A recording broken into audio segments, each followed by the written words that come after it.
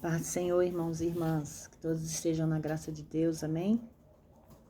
Hoje eu estou entrando aqui para dar continuidade à nossa palavra. Olha que aos poucos nós estamos chegando, hoje nós estamos aqui em Samuel, né? 1 Samuel, livro da Bíblia, e nós iremos hoje para o capítulo 3, que fala sobre Samuel, o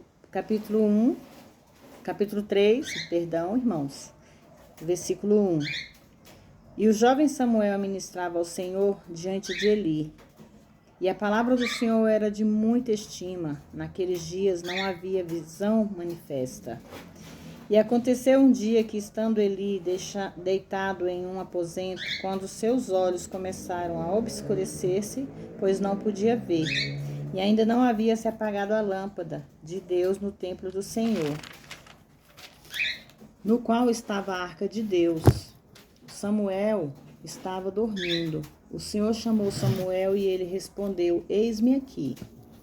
E correndo logo a Eli, disse: Eis-me aqui, por que me chamastes? E ele respondeu: Eu não te chamei, volta a te deitar-te. E ele voltou a se deitar. E o Senhor voltou a chamar outra vez: Samuel. E levantando-se, Samuel veio a Eli e disse: Eis-me aqui, por que me chamastes? E ele disse: Meu filho, eu não te chamei, volta e se deita. E Samuel não conhecia ainda o Senhor, nem a palavra do Senhor, que tinha sido revelada. Não significa que o jovem não conhecia o Senhor quanto à salvação, mas sim que ainda não o conhecia quanto à sua voz profética. Essa situação estava por mudar e muito em breve. O Senhor chamou, pois, pela terceira vez: Samuel. E ele, levantando-se, veio a Eli e disse: Eis-me aqui, por que me chamastes? Então Eli entendeu que era o Senhor que chamava o jovem. E Eli, no versículo 9, e disse Eli a Samuel: Vai e deita-te, e te chamar dirás: Fala, Senhor, o teu servo ouve. Assim foi Samuel e se deitou no seu lugar. A mensagem. E veio o Senhor e se pôs ali, e chamou como das outras vezes: Samuel, Samuel. Samuel disse: Fala, que o teu servo ouve. E o Senhor disse a Samuel: Eis que farei eu uma coisa em Israel, e quem a ouvir lhe retinirão ambos os ouvidos. Naquele dia eu despertarei contra Eli todas as coisas que tenho dito sobre a sua casa, desde o começo até o fim. Pois eu já lhe tenho dito que castigarei a tua casa para sempre, por causa da iniquidade de que ele tinha conhecimento, quando seus filhos foram atraídos sobre si maldição, e ele não os refreou. Essas mensagens foram advertências, mas apesar das advertências, não há registro de que ele tenha mudado em nada. Por quê? Provavelmente a maior razão foi a incredulidade, que é o do tempo de hoje, né, irmãos? Existem muitos incrédulos, né, no mundo em que vivemos, na época de hoje também. E, portanto, jurei à casa de Eli que jamais será expiada a iniquidade da casa de Eli, nem dos sacrifícios, nem com ofertas de alimentos. A mensagem irradiada, capítulo 15, versículo 15. Samuel ficou deitado até pela manhã, e então abriu as portas da casa do Senhor. Mas Samuel temia referir a visão a Eli. Eli chamou, pois, Samuel e lhe disse: Meu filho, Samuel. Ao que ele respondeu: Eis-me aqui. E ele disse: Qual é a palavra que o Senhor tem te falado? Rogo-te que não me encubras isso. Assim faça Deus contigo. E mais ainda, se encobrires de mim uma palavra sequer de todas as que ele tem falado. Com isso, Samuel lhe referiu palavra por palavra, e não lhe encobriu nada disso. Então ele respondeu: Ele é o Senhor, faça o que for bom aos seus olhos. Apesar de ele ter escutado essas palavras, não há registro de que velhos sacerdotes tenham se arrependido. O verdadeiro arrependimento exigia que ele retirasse os seus filhos do sacerdócio, denunciando as atividades deles, e que fizesse isso publicamente. Por algum motivo, não há registro de que ele tenha feito tal coisa. Aqui, o que ele estava fazendo era mal aos olhos de Deus, porque ele estava colocando seus filhos como sacerdotes, mas eram sacerdotes que não eram ungidos por Deus. E isso na casa do Senhor não era bem-vindo. E aqui diz, né, no relato, que em nenhum momento aqui fala que ele se arrependeu do que ele estava fazendo e nem mesmo tenha retirado seus filhos daquilo ali. Então, é aonde Deus resolveu pesar a mão na casa de Eli, porque ele não estava vivendo conforme a vontade do Senhor. Ele estava fazendo a vontade própria do seu coração, dele próprio, como muitas vezes nós, seres humanos, cristãos, irmãos e irmãs, às vezes nós fazemos a nossa própria vontade e esquecemos que a vontade é de Deus, porque é Ele que sabe todas as coisas, é Ele que provém todas as coisas em nossas vidas. O profeta. E Samuel se tornou homem, e o Senhor estava com ele, e não deixou cair em terra nenhuma de todas as suas palavras. Em outras palavras, todas as suas profecias foram dadas pelo Senhor. E conheceu todo Israel desde Dan e Berseba, que Samuel fora estabelecido por profeta do Senhor. E voltou o Senhor a aparecer em Siló, porque o Senhor se manifesta a Samuel em Siló pela palavra do Senhor. Agora o Senhor começa a falar com Samuel muito frequentemente. Capítulo 4, irmãos, os filisteus. Samuel falou com todo Israel. Por aquele tempo saiu Israel em batalha contra os filisteus e assentou o acampamento junto a Ebenezer. E os filisteus se acamparam junto a Afeque. E os filisteus se apresentaram em batalha contra Israel e, travando o combate, Israel foi vencido diante dos filisteus, os quais feriram na batalha no campo uns 4.000 homens. E voltando o povo ao acampamento, os anciãos de Israel disseram: Por que nos feriu hoje o Senhor diante dos filisteus? Traga-nos para nós de Siló a arca do concerto do Senhor, para que venha entre nós e nos salve da mão dos nossos inimigos. Eles não perguntaram ao Senhor se poderiam levar a arca do concerto, tampouco o Senhor lhes havia dito que devia fazer isso. Se os israelitas se lançassem sobre o seu rosto diante de Deus, em pranto e contrição, arrependimento dos seus pecados diante da porta do tabernáculo, o futuro teria sido diferente. E enviou o povo a Siló e trouxeram de lá a arca do concerto do Senhor dos Exércitos, que está entre os querubins, e os filhos de Eli, Ofni e Finéias, estavam ali com a arca do concerto de Deus. E aconteceu que quando veio a arca do concerto do Senhor ao arraial, todo o povo de Israel gritou com tão grande júbilo que a terra tremeu. E quando os filisteus ouviram, gritou com tão grande júbilo que a terra tremeu. E quando os filisteus ouviram a voz de júbilo, disseram: Que voz de grande júbilo é essa no acampamento dos hebreus? E souberam que a arca do Senhor tinha vindo ao acampamento. E os filisteus tiveram medo, porque diziam: Veio Deus ao acampamento, e disseram: Ai de nós, pois nunca tal coisa sucedeu antes. Ai de nós, quem nos livrará das mãos destes deuses fortes? Estes são os deuses que feriram o Egito e com todas as pragas do deserto. Os filisteus se referiam a deuses, né? Mas era apenas um Deus, tanto que o conhecimento deles eram poucos. Esforçai-vos, ó filisteus, e sede homens para que não sirvamos aos hebreus, como eles nos serviram. Sede homens e lutai. Pelejaram todos os filisteus e Israel foi vencido, e fugiram cada qual para suas tendas. E houve uma grande mortandade, pois caíram de Israel 30.000 homens de pé. A arca é capturada, e a arca de Deus foi tomada, e mortos os 2 filhos de Eli, Ofni e Finéias, exatamente como o Senhor havia dito.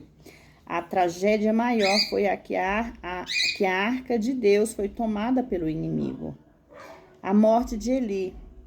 E correndo da batalha, um homem de Benjamim veio naquele mesmo dia a Siló, e tinha suas vestes rasgadas e terra sobre a sua cabeça, por um sinal de tragédia. Quando chegou, eis que ali Eli estava sentado em uma cadeira vigiando junto ao caminho, porque o seu coração estava tremendo por causa da arca de Deus. Chegando, pois, por causa da arca de Deus aquele homem à cidade, anunciadas as novas, a cidade gritou. E quando ele ouviu o estrondo da gritaria, disse: aqui o estrondo e alvoroço é este. E aquele homem veio apressado e deu-lhes as novas a Eli. Era já ali Eli da idade de 98 anos, e os seus olhos estavam escurecidos, de maneira que não podia ver.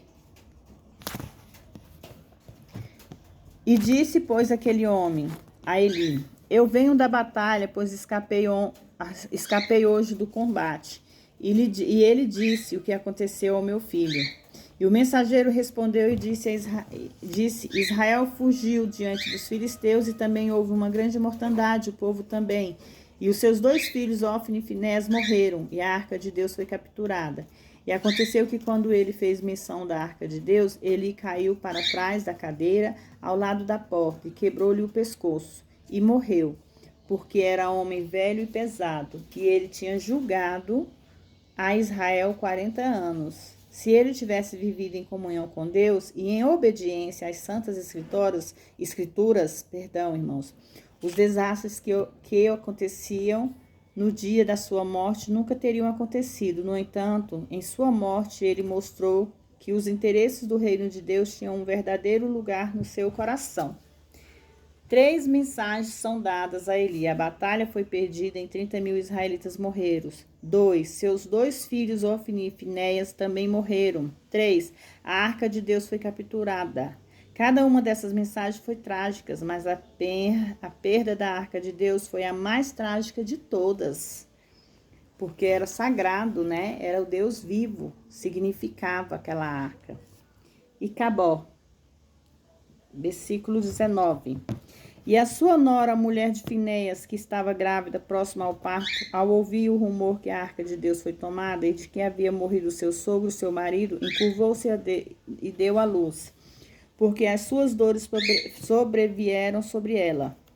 E ao mesmo tempo que morria, diziam-lhe as mulheres que estavam junto dela: não tenhas temor, porque destes à luz um filho. Mas ela não respondeu nem prestou atenção.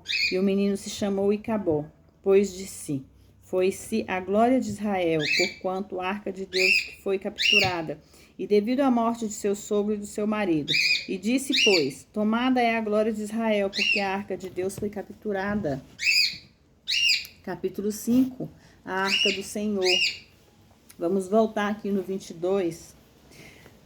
Com respeito a isto, os últimos 4 versículos deste capítulo lançam um raio de luz sobre a escuridão. E o grau de detalhes que o Espírito Santo revela na narrativa demonstra quão precioso foi para ele a medida da vida divina na alma desta mulher, de coração verdadeiro. E ela foi posta aqui sobre a face do registro divino como tendo grande visão. O Espírito Santo chama à memória o afeto dela por seu sogro, ancião, e por seu marido, ímpio e infiel, mas assinala com ênfase o fato de que a dor sentida pelo reino de Deus ter ultrapassado o gozo da maternidade. Amém? No versículo 5, que é a arca do Senhor. Os filisteus, depois de terem capturado a arca de Deus, trouxeram deste Ebenezer até Asdod. E tomaram os filisteus a arca de Deus e a puseram na casa de Dagom, e a colocaram junto a Dagom. Os filisteus, sem conhecerem nada dos caminhos de Deus, acreditavam sem sombra de dúvidas que Israel foi derrotada porque o Deus deles, Dagom, era mais poderoso que o Deus de Israel. Olha só a mente, né, dessas pessoas, desses filisteus. E no dia seguinte, os Asdódeos se levantaram cedo pela manhã, e eis que Dagom estava prostrado em terra diante da arca do Senhor. E eles tomaram Dagom e os colocaram no seu lugar. E levantando-se no dia seguinte de madrugada, eis que Dagom estava caído, prostrado, com o rosto em terra diante da arca do Senhor. E a cabeça de Dagom e as 2 palmas das suas mãos estavam cortadas sobre a soleira, tendo ficado somente o tronco de Dagom. Pelo fato de a cabeça e as mãos estarem cortadas, o Senhor estava dizendo aos filisteus que o Deus deles não tinha poder algum contra ele. Por esse motivo, os sacerdotes de Dagom e todos os que entram no templo de Dagom não pisam na soleira de Dagom em Asdod até o dia de hoje. E ainda mais, a mão do Senhor se agravou sobre os Astórios, e os destruiu e os feriu com tumores. Tumores.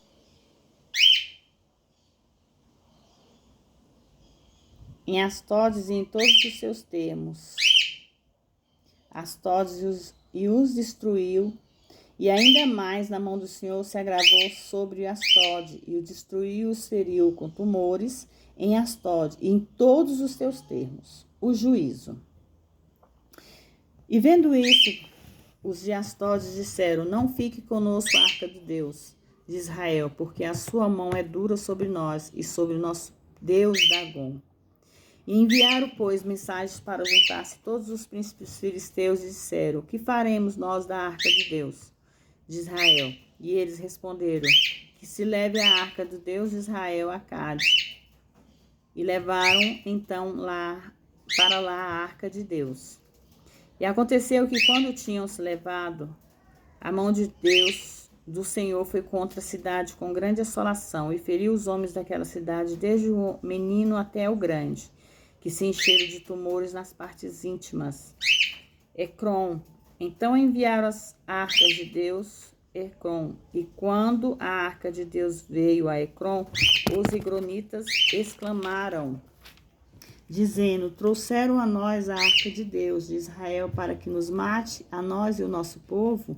E enviaram a juntar todos os príncipes dos filisteus, dizendo: despachem a arca de Deus de Israel e que se devolva ele ao seu lugar, para que não nos mate, a nós e a nosso povo, porque havia assolação de morte em toda a cidade, e a mão de Deus havia ali agravado. Assolação de morte refere-se ao fato de que muitos estavam morrendo e muitos já tinham morrido. E os que não morriam eram feridos de tumores, e o clamor da cidade subia ao céu. É muito difícil, né, irmãos? A desobediência a Deus nos traz resultados alarmantes, né? Os filisteus não tinham conhecimento da palavra e não sabiam o significado daquela arca, que era um significado de honra, de respeito, e eles colocaram aquela arca de Israel, a arca do Senhor, né, como um Deus, junto com os deuses deles. E Deus fez com que o Deus de Dagom caísse, prostrasse sobre a arca. Era como aquele ímpio prostrando diante do Senhor. E ali ele mostrou para a cidade inteira, né, que ele era mais poderoso que os deuses deles. E pelo desespero, pela falta de conhecimento, que eles não tinham ideia do que eles estavam fazendo, eles pegaram aquela arca para devolver e chegaram em outra cidade, queriam largar aquela arca ali. A arca, gente, representava o Espírito Santo, representava Deus. Então eles estavam fugindo de Deus, eles não estavam se aproximando de Deus. E cada vez que eles faziam aquilo, mais a situação deles piorava.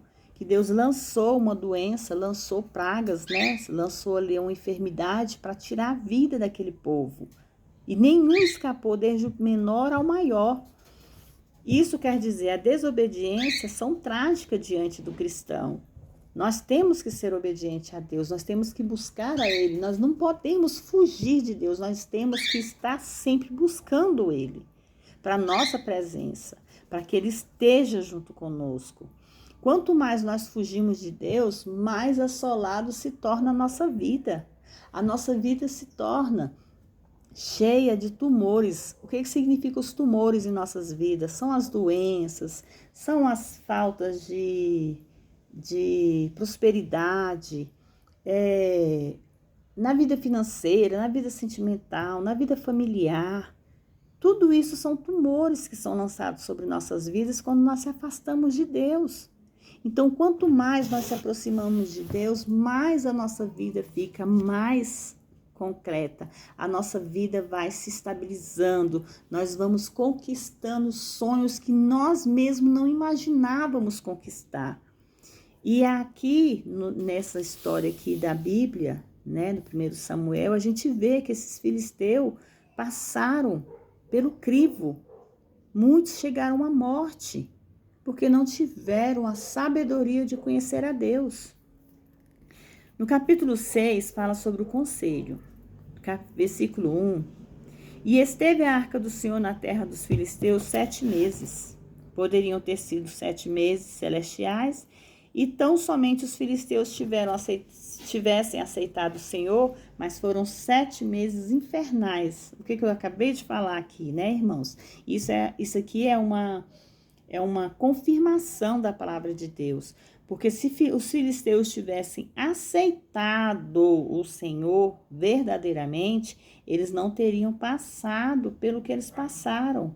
Que foram 7 meses infernais, eles simplesmente viveram no inferno. Eles sentiram a ira do Senhor, porque se eles tivessem aceitado, eles não tinham passado por isso. Então os filisteus, chamando os sacerdotes e os adivinhos, perguntaram: o que faremos da arca do Senhor? Declarai como a poderemos enviá-lo ao seu lugar. E eles disseram: ao enviardes a arca do Deus a Israel, não a enviais vazia, mas certamente deveis enviar a esse Deus uma oferta pela culpa. Então vos sarareis e vos manifestaria a causa, porque não se apartou de vós a sua mão. Ele ainda estava tentando convencer-se de que possivelmente os seus problemas não eram devido à arca de Deus. E eles disseram: qual a oferta pela culpa que devemos nos oferecer? E eles respondeu: conforme o número dos príncipes filisteus, 5 tumores de ouro e 5 ratos de ouro. Porque a mesma praga que todos têm, tem também todos os vossos príncipes. Olha só a falta de sabedoria deles, né? É muito diferente na atualidade. Tentamos dar a Deus o nosso talento, educação, habilidade, etc. E ele não aceitará nada disso.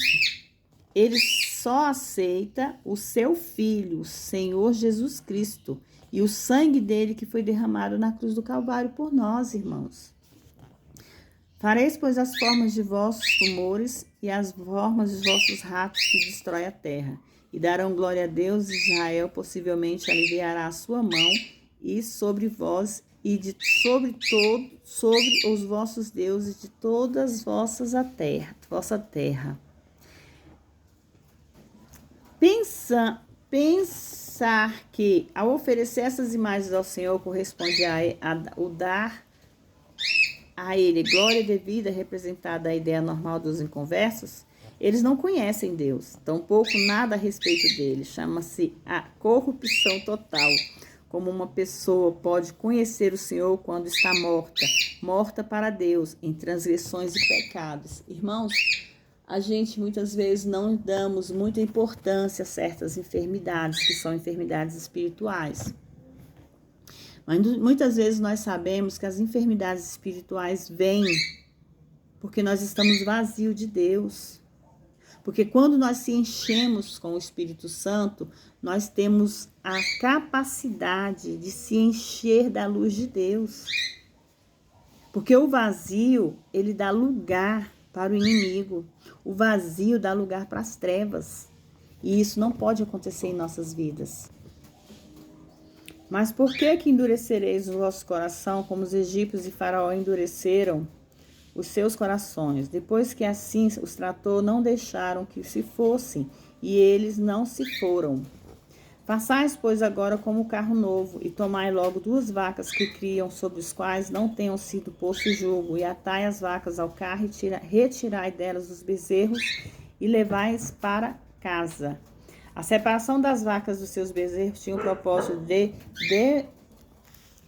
demonstrar, depois de tudo, se a praga era sobrenatural e se, a despeito disso, as vacas agissem de uma maneira contrária à natureza. Sua última dúvida seria sanada, e foi isso exatamente o que aconteceu.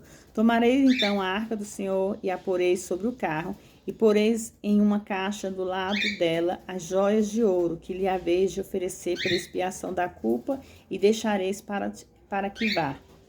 E olhar então, se subir pelo caminho do seu termo a Bet-Semes, ele foi quem nos fez este mal tão grande, e se não estaremos certos de que sua mão não nos feriu, foi um acidente.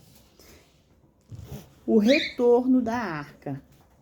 E aqueles homens fizeram assim, pois tomando suas vacas, criaram, ataram-nas ao carro e cerraram aos seus bezerros. E logo puseram a arca do Senhor sobre o carro e a caixa com os rastros de ouro e com as imagens de formas de tumores. E as vacas se encaminharam pelo caminho de Bet-Semes e foram por um mesmo caminho andando e bramando, sem apartar-se nem para a direita nem para a esquerda. E os príncipes dos filisteus foram atrás delas diante termos de Bet-Semes. E os que se Bet-Semes colhiam o trigo no vale, e levantando-se os seus olhos, viram a arca e se regozijaram quando viram. E o carro veio ao campo de Josué, de Bet-Semes, e parou ali, pois havia uma grande pedra, e eles cortaram a madeira do carro e ofereceram as vacas em holocausto ao Senhor. E os levitas baixaram a arca do Senhor e a caixa de que estava junto dela, na qual estavam as joias de ouro. E os homens de Bet-Semes ofereceram holocausto e sacrificaram vítimas ao Senhor naquele dia. E ao ver aquilo, os 5 príncipes dos filisteus voltaram para Ecrón no mesmo dia. Este, pois, são os tumores de ouro que ofereceram os filisteus ao Senhor, para expiação por Astode. Uma por Gaza, outra por Asquelon, outra por Gate, outra por Ecrón, outra.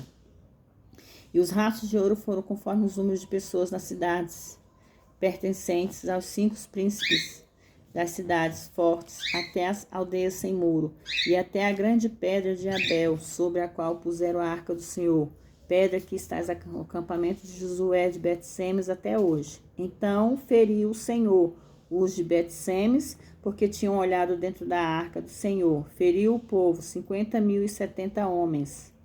E o povo se entristeceu, porque o Senhor o tinha ferido com tão grande praga. E disseram aos Bet-Semes: quem poderá estar diante do Senhor, o teu Deus Santo?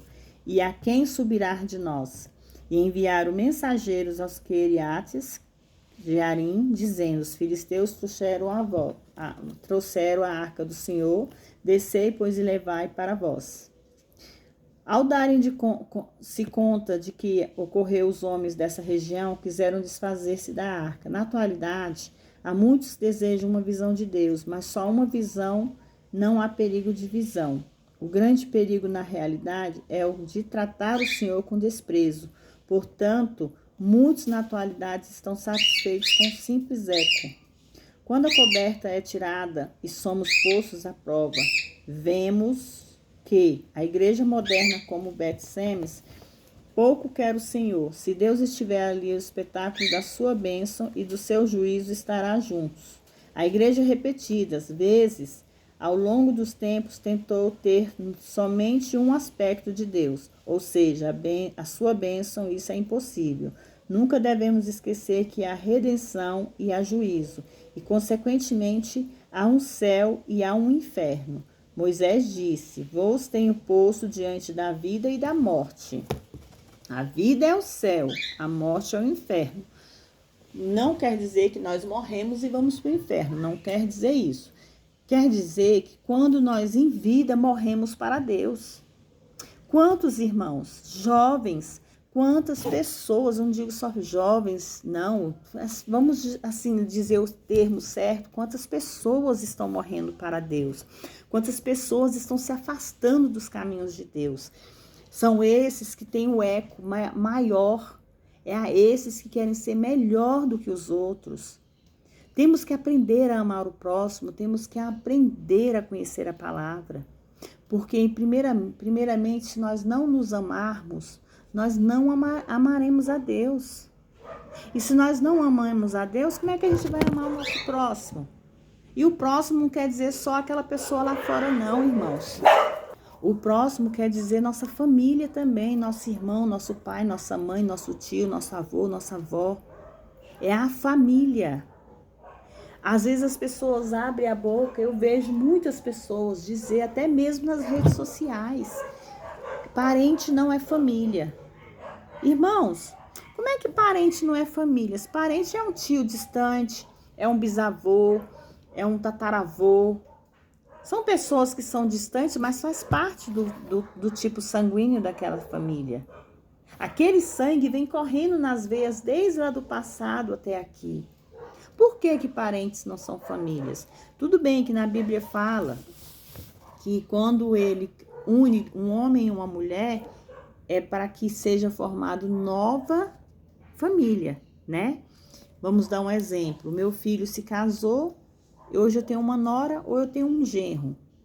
Mas aquele filho vai ter descendentes, que são os nossos netos. Os nossos netos vai ter nossos bisnetos. E assim sucessivamente. O sangue vai continuar. Muitos falam assim, que não tem mais sangue de fulano, não. Como que não tem? Se até chegar ali naquela pessoa, aquele sangue veio de lá. Ele veio de lá. Então, ali existe, vamos dizer, a minha filha tem meu sangue, o meu neto tem meu sangue, meu bisneto, meu tataraneto, quantos netos for. E ali a família vai crescendo. São as linhagens, como diz aqui na Bíblia. É as linhagens, são as descendências. Que às vezes a pessoa fala assim, nossa, você parece tanto com índio. Nossa, você parece tanto com japonês. Por quê que às vezes você tem isso ali em sua fisionomia? Porque veio uma descendência lá de trás que você talvez nem tenha conhecido, mas foi um índio. Pode ter sido um índio, pode ter sido um japonês, pode ter sido qualquer raça. Nós somos mestiços. E não existe essa história de dizer parente não é família. Parente é família sim. Você só não precisa estar ali, o tempo todo grudado. E como diz na Bíblia, se algo te faz mal e você se distancia, não quer dizer que você é inimigo daquela pessoa. Você só se distanciou porque Deus te deu a sabedoria para se distanciar, mas não ser inimigo. É isso que eu quero que vocês entendam. Irmãos, irmãs, nós não precisamos odiar. Nós não precisamos ter raiva, ressentimento. Nós temos que entender que quanto mais ódio nós depositarmos em nosso coração, o nosso corpo físico padece. Porque um coração doente é um corpo se deteriorando aos poucos. Vem a depressão, vem a ansiedade, vem a síndrome do pânico, vem a tristeza, vem a solidão. Aí nós ficamos sem entender, por que eu tô triste? Por que eu tô me sentindo assim? Porque tem algo aqui dentro de vocês que está destruindo de dentro para fora. Então, quando nós limpamos nosso tempo, que o Espírito Santo entra, toma de conta, todo ódio, toda mágoa, toda ira, toda tristeza, toda solidão sai, porque é como um copo d'água. Você enche o copo de água, mas você quer colocar um ovo dentro daquele copo. Na hora que você coloca o ovo dentro daquele copo, a água transborda. E aquilo que está transbordando é o mal que está ali dentro. Porque o ovo significa, vamos dar um exemplo, que o ovo significa o Espírito Santo, significa Deus ali, que entrou ali naquele corpo, e quando ele entra, ele faz morada e todo o mal é lançado para fora. É isso que acontece em nós. Quando nós decidimos deixar o Espírito Santo entrar nas nossas vidas, entrar no nosso corpo, todo o mal é lançado fora. Cai por terra, não fica aqui dentro não. Então você aí do outro lado, irmão, irmã, que possa ter uma mágoa, ou um ressentimento de alguém, ou ódio, ou raiva, que eu sei que existe.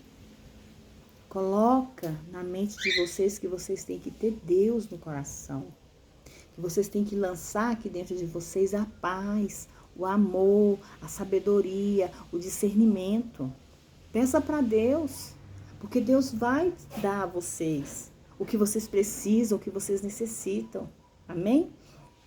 Hoje eu vou parar aqui nesse versículo, irmãos, e nós vamos dar continuidade no versículo 8, tá?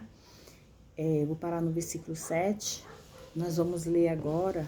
Me acompanhem, vocês puderem me acompanhar no Salmo 91, né? Que eu quero deixar o Salmo 91 todos os dias para vocês. vocês possam me acompanhar também, que vocês possam, não que vocês não estejam aqui lendo, talvez parado, mas que vocês possam acompanhar em mente. Repita junto comigo, amém? Aquele que habita no esconderijo do Altíssimo, a sombra do Onipotente descansará. Direi ao Senhor, Ele é meu Deus, o meu refúgio, minha fortaleza, e nele confiarei. Porque Ele te livrará do laço do passarinheiro e da peste perniciosa. Da peste cobrir-te-ás com suas penas, e debaixo das suas asas estarás seguro. A sua verdade será o escudo e broque. Não temerás o terror noturno, nem seta que voe de dia, nem pestilência que anda na escuridão, nem mortandade que assole ao meio-dia. Cairão 1000 ao teu lado e 10.000 à tua direita, mas tu não serás atingido. Então somente com os teus olhos olharás e verás a recompensa dos ímpios, porque tu, ó Senhor, és o meu refúgio, do Altíssimo fizeste a tua habitação. Não te sucederá mal algum, nem praga alguma tocará a tua tenda, porque aos teus anjos dará ordem a teu respeito para te guardarem em todos os teus caminhos. Nas suas mãos eles te levarão para que não tropece em pedra. Pisarás o leão, a cobra, o leão e a cobra, calcarás os pés o leão e a serpente. Porquanto a mim tem encarecidamente me amado, também o livrarei e pô-lo em alto retiro, porquanto conheceu o meu nome. Ele me invocará e eu lhe responderei, com ele estarei na angústia, dele o livrarei e o glorificarei. Saciá-lo-ei com longa vida e lhe mostrarei a minha salvação. Amém? Senhor, meu Deus e meu Pai, eu entro na sua presença nesse momento, Pai querido, Pai amado, para consagrar minha vida, meus filhos, minha família, minha casa e tudo que eu possuo em suas mãos, Pai. Que onde eu pisar as plantas dos pés, colocar as minhas mãos, Pai, que sejam abençoados, Pai. Que tudo o que eu decidi fazer, Pai, nesse momento, neste dia, Pai, que o Senhor possa ir na frente, que o Senhor possa me liderar, Pai. Que não venha de mim as minhas decisões, mas que venha de Ti. Nesse momento eu entrego nas suas mãos cada irmão e irmãs, Pai. Eu consagro a vida deles a Ti, que o Senhor possa fazer morada na vida deles, que o Senhor possa enviar o Espírito Santo na casa deles, Pai. Vai fazendo morada, vai curando, vai libertando, vai sarando, Senhor, meu Deus, as feridas, vai tirando todas as chagas, vai arrancando da vida dos teus filhos, Pai, toda maldição, Pai, toda praga que venha a ser lançada sobre a vida dos teus filhos, Pai. Vai tirando dos teus filhos todos os sentimentos que sejam lançados como chagas, Pai. Sentimentos de ódio, de depressão, de ansiedade, sentimentos de ira, sentimentos de raiva, tristeza, solidão. Vai tirando da vida dos teus filhos, Pai, tudo que incomoda os seus caminhos. Pai, vai curando os ossos, a carne, o sangue, os nervos, os órgãos, Pai. Vai curando os ossos, Pai. Vai tirando toda doença silenciosa da vida dos teus filhos, Pai. Pai, vai visitando nossos vizinhos, vai visitando nossa cidade. Vai guardando, Pai, a vida de cada um deles. Cada um desses, Papai querido, que necessitam de paz, que necessitam, Senhor, meu Deus, de libertação. Vai, Senhor, meu Deus, de encontro àqueles jovens que estão distantes dos teus caminhos. Vai curando, vai sarando, Senhor, meu Deus, o coração dos teus filhos. Traga eles, Papai querido, para perto de Ti. Nós sabemos, Pai, que as igrejas andam vazias, Pai. Que muitos não querem mais estar nos seus caminhos. Que o Senhor possa seguir, Papai querido. Que o Senhor possa conseguir conquistá-los, Papai querido, de volta. Que eles venham ter o primeiro amor a Ti. Que eles venham Te buscar mais. Que eles venham Te pedir, Pai, sabedoria e discernimento para entender a Sua palavra. Pai querido, Pai amado, vai entrando na casa daquelas famílias que estão em depressão, que estão em processo de separação. Vai, Senhor, meu Deus, restaurando casamentos, vai restaurando relacionamentos, Pai. Vai cuidando, Senhor, meu Deus, de cada filho seu. Vai abrindo portas de emprego para quem estiver desempregado. Vai, Senhor, meu Deus, tratando, levando, Senhor, meu Deus, providência, Senhor, meu Deus, na vida financeira, vida sentimental, vida familiar e na saúde dos teus filhos, Pai. Em nome do Pai, do Filho e do Espírito Santo. Pai nosso que estais no céu, santificado seja o teu nome. Venha a nós o vosso reino, seja feita a tua vontade, assim na terra como nos céus. O pão nosso de cada dia nos dai hoje, perdoai as nossas dívidas, assim como nós perdoamos aos nossos devedores. Não nos deixes cair em tentação, mas livra-nos do mal, porque teu é o reino, o poder, a honra e a glória. Hoje, amanhã e para todo sempre. Amém. Amém, irmãos? Que vocês todos ficam na graça de Deus. Que Deus possa abençoar a vida de cada um de vocês. Que vocês possam entrar aqui no meu canal, que vocês possam se inscrever, que vocês possam curtir, compartilhar, para que essa palavra chegue a mais e mais pessoas que necessitam ouvir a palavra de Deus. Fiquem todos na paz do Senhor e tenham um início de semana abençoado. Amém?